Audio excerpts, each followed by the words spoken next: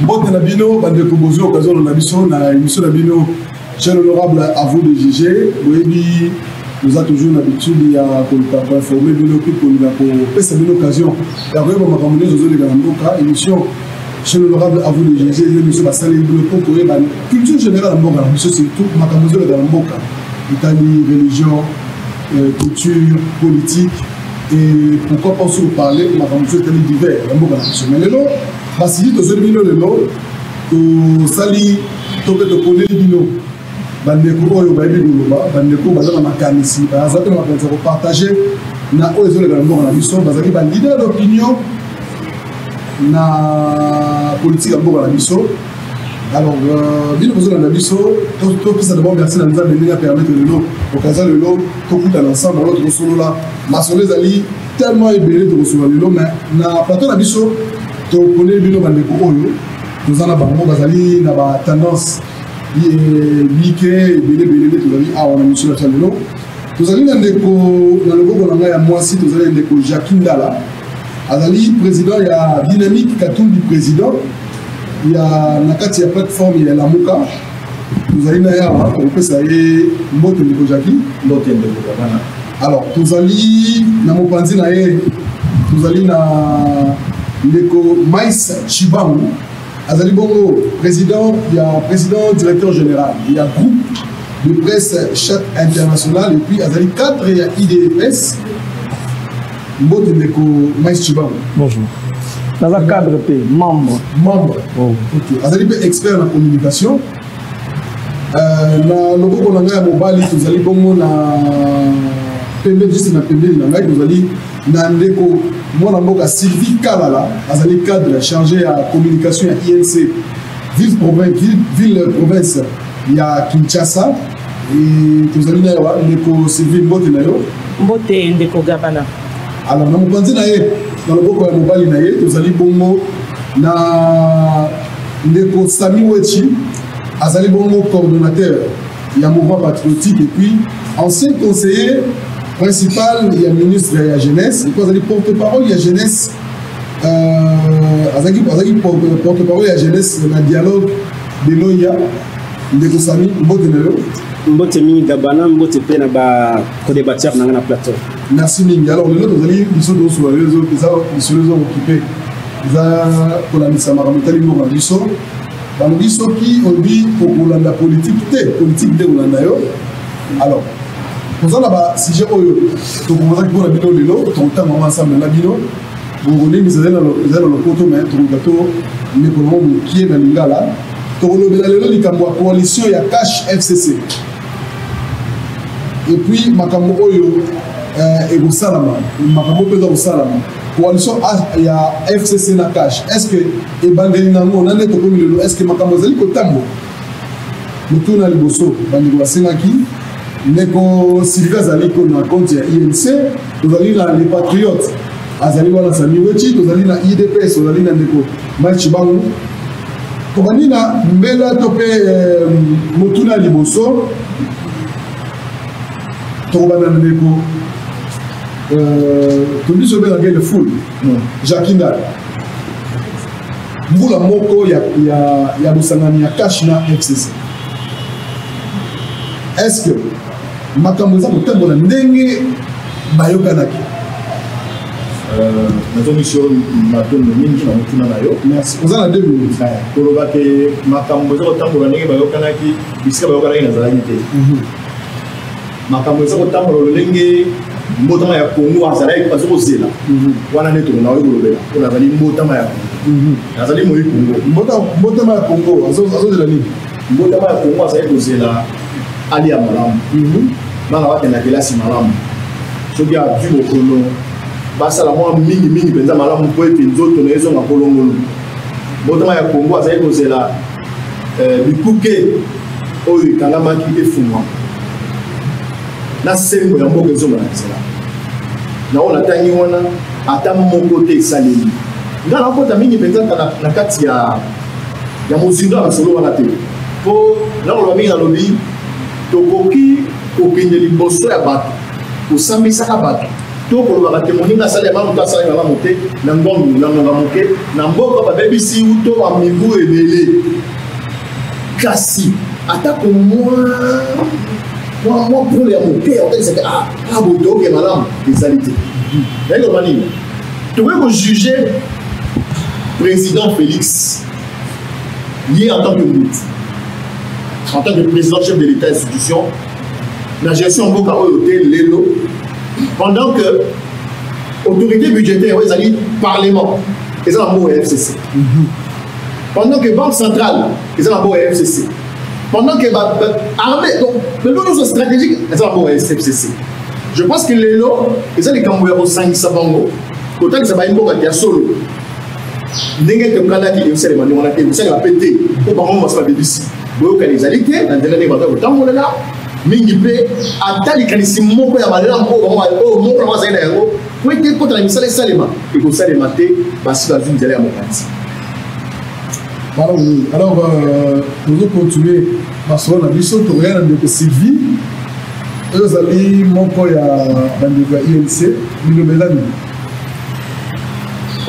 s'il faut que l'on va bien peut-être la français faire un bilan il y a coalition il y a FCC cash à l'étape où nous sommes mes alliés ndenge ndeko Jakinda la utulo balobi ndenge bayokanaki koloba ndenge bayokanaki wana tango masolo solo maki na biso na bino tozalaki te otoloba oyo bayokana non on doit être clair toloba bien tango zo bakoyokana wana ngai ata balobi ke nazali moko ya UNC c'est-à-dire nazalaki wana te zali masola ne betama ndeko Kabila ndeko Tshisekedi na ndeko Kamere ndenge bayokanaki yango nazo babeke ndenge bayokanaki ce qu'il faut compter la profondeur à ndenge bayokanaki nous ne saurons pas le dire donc les cas on a fait au Congolais au peuple congolais ça pour vivre chaque jour dès que tout le balance voilà et ça na makambo belo au peuple congolais ça l'a imposé là oh ti lelo tokobomba yango te moi ko boiter muke ezali parce que les lots ils sont là yo to tamboli comme il y a des lots de money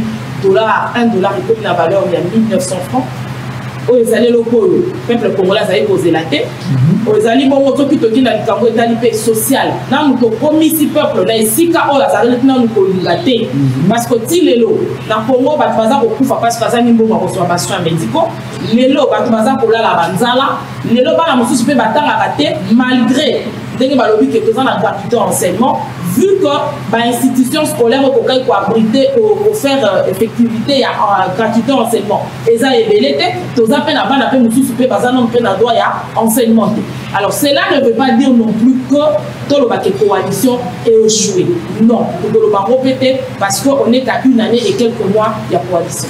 Merci Mingi tu es pas un éco mais Chibango le peuple d'abord il y a des amis. Ok. Je crois que bato balobi avant là, balobi la réponse mon réseau là vraiment yango wana par rapport à la question. Mais là on a encore bakisé ça boye. Malheureusement pour nous au Congo, nous avons pris l'habitude de critiquer. On dit en français la critique est aisée, mais l'art est très difficile. C'est vrai les lots sont à la télévision, même là-bas na Mickey. Surtout nous avons un problème à Congo, il y a Congo va expliquer. Moi qui est bien, toujours liaté, toujours ça la beauté. Mais qu'est-ce que nous peuple nous faisons? Je crois qu'aujourd'hui chaque Congolais doit commencer à se lever pour regarder quelle est sa part de responsabilité dans le cadre de développement il y a Mboka. Parce que vouloir aujourd'hui décrire ce qui ne marche pas est une chose. Mais quelle est la part de contribution de... Je vais donner un exemple. Chaque citoyen congolais a le droit de contribuer. Ouais. Chaque citoyen congolais a le droit de contribuer à l'économie en Mboka à travers le foot à l'impôt. Si on a tout une carte de à combien d'entre nous payent les impôts, vous comprenez? Et bien la carte de foot à pas côté. Mais bien sûr, te dit qu'il y a une responsabilité à l'État. Mais quelle est la responsabilité? On peut photo les gars, mais surtout ça appelle biso peuple. Responsabilité na biso na charge au l'État dans et dans nini. De deux, maman le bien ou bien. Ça fait mal de le dire. Moi, je vais signer encore on a FC na cash. Biso à la vérité. Et na yebi pour tout est. Ce qui FC na cash va signer encore. Na yebité. Pour mon cash, et ça ensemble ya batou. Ma parti politique, cap pour le changement, FCC, ils appellent ensemble les partis politiques. Oyo, motoration na taille comme on a elle sait ça ngaba pile. Batunae. Oye bien. Sikoyo. Tant que vous signez, deux personnes ou bien trois personnes, bavandaki ba yokani ba beti cop ba signer. Ou bien ils allaient que na carte FCC ba fandaki, ba bi bon que nous signer na ba cash. Toyokani boye, tokosala boye, tokotambola boye.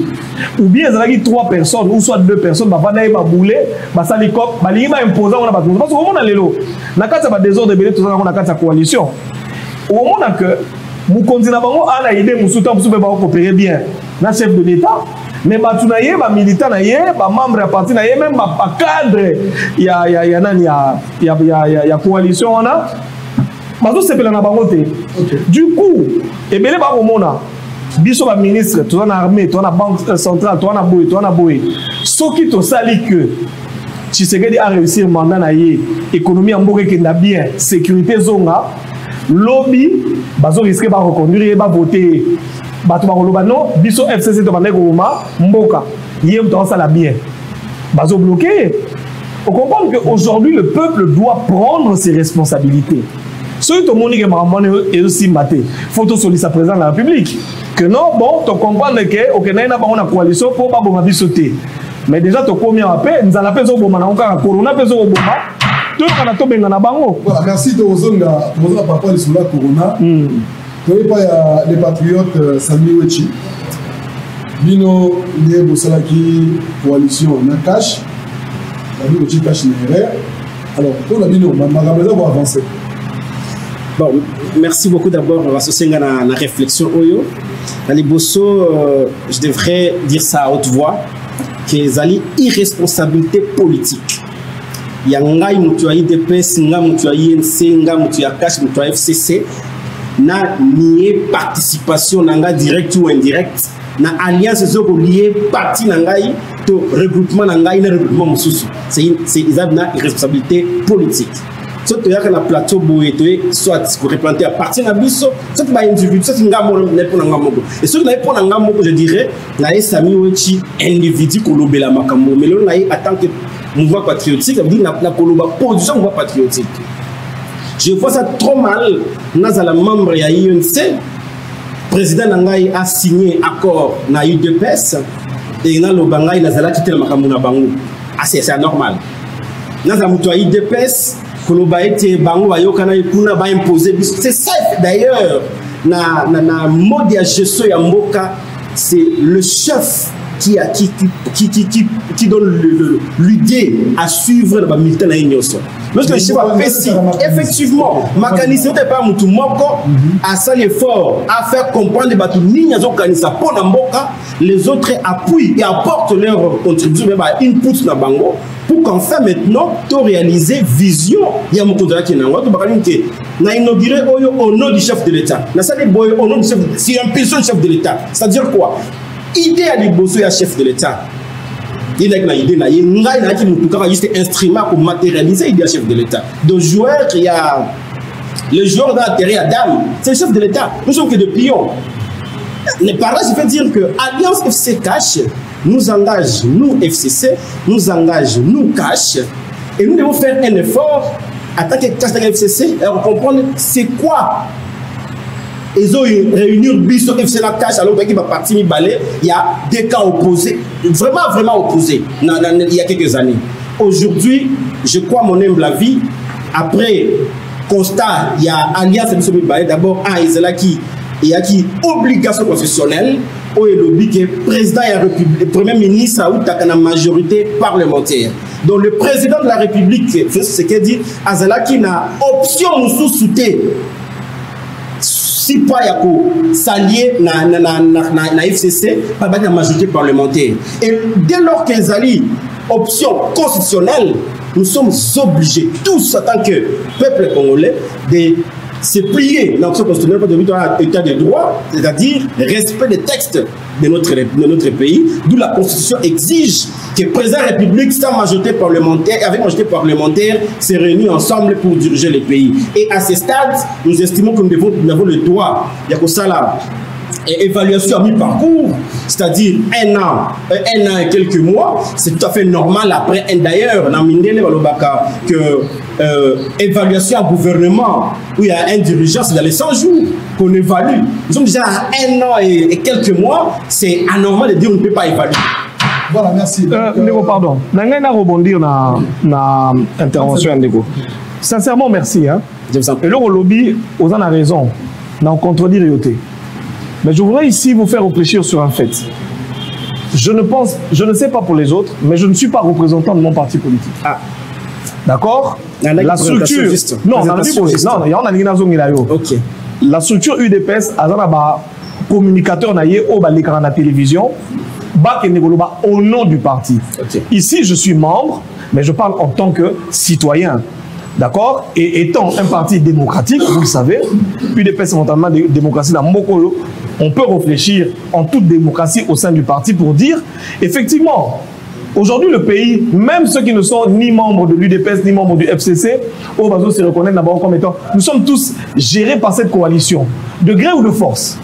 Mais est-ce que cela nous empêche de critiquer ou de voir d'un bon œil ou d'un mauvais œil ce que nos autorités ont signé? Et vous allez vous rendre compte qu'entre eux, déjà, il y a des soucis. Voilà, vous comprenez? C'est-à-dire, dans le cas de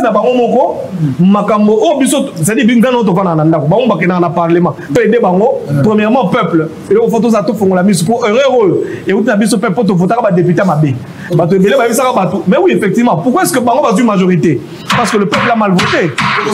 Ah, voilà. Non, les gars, juste dans le background, des fois, on va que nous avons nié l'engagement, il y a ma cause, des commerces qui tout au début à lobby. Déjà, on se pose la question s'il y a eu signature entre le FCC et le CACH. Déjà, du fait que tu as eu une signature entre mon athée. Donc, déjà, on se dit, ni solo wana.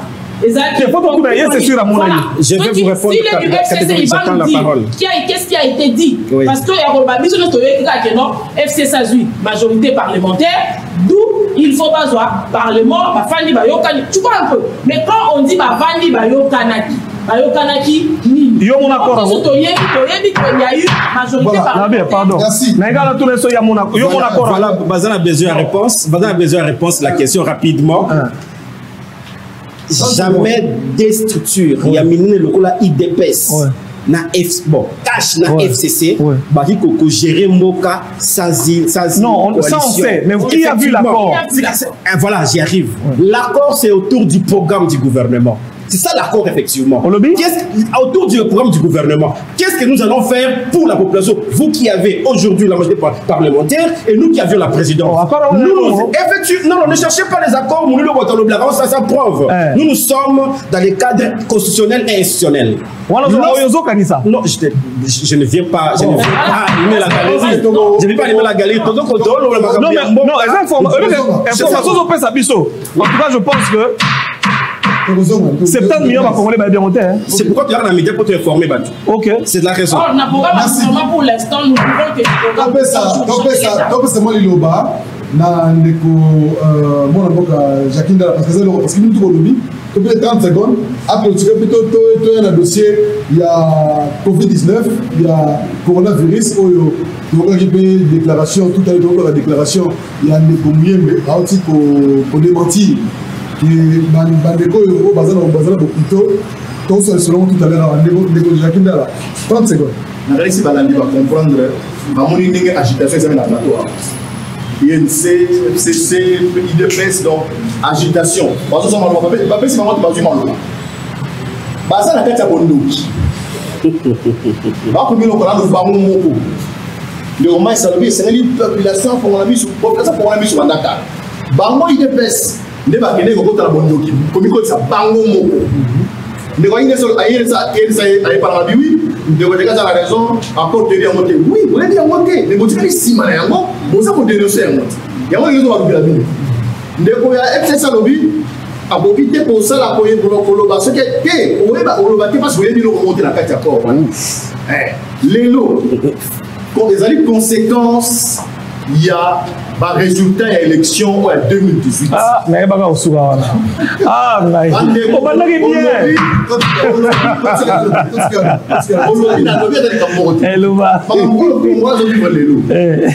a UNC, FCC, UDPS, on va vivre les lots, et ça a des conséquences, il y a tricherie à l'élection en 2018. Il y a comment ils sont venus tout à l'heure. Oh non, Congolais va voter qui présente à voter TTT. Congolais a voté bien. FCC na moyibi na ye a dit l'élection. Puis sont tous dans la réunion.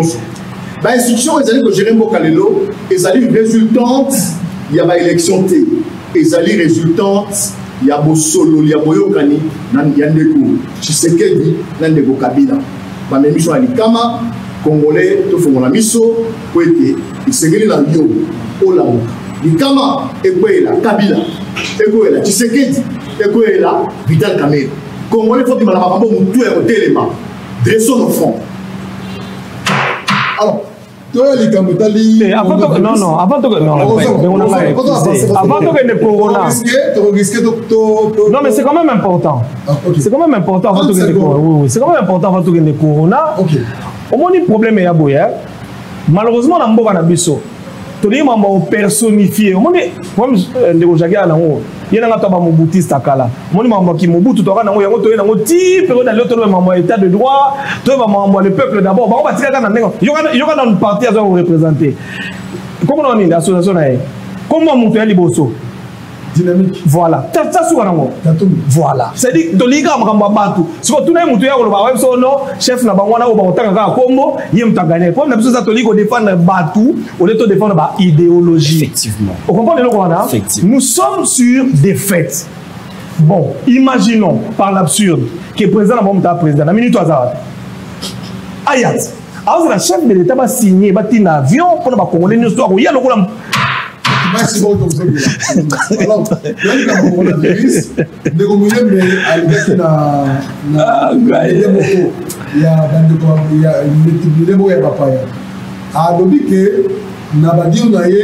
coronavirus et ça complique qui s'amène à mal. Alors, c'est quelques déclarations. Peut-être que c'est vu. Mais il faut m'ailleurs. Quand il y a qui nomme le business, il y a un corona, à Zokam, à quoi il y a un corona. Maï, kaka maï.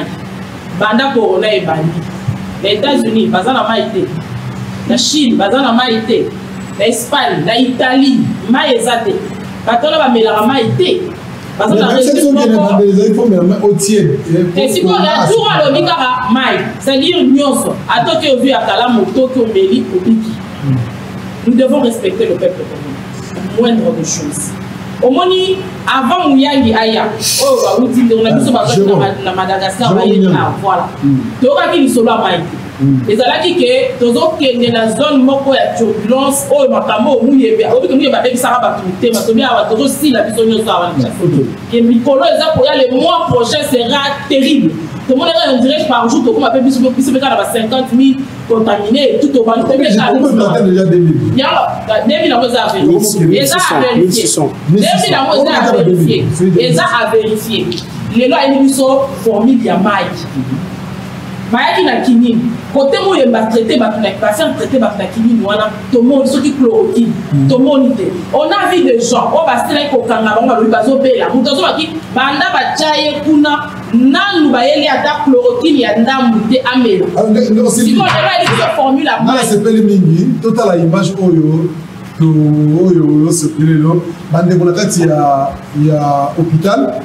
Malade, ou malade a bien raté, malade à la position au fan. Mais quand l'image est bandeko, na kati à hôpital, tout à l'heure c'est réellement pas malade. Tout le.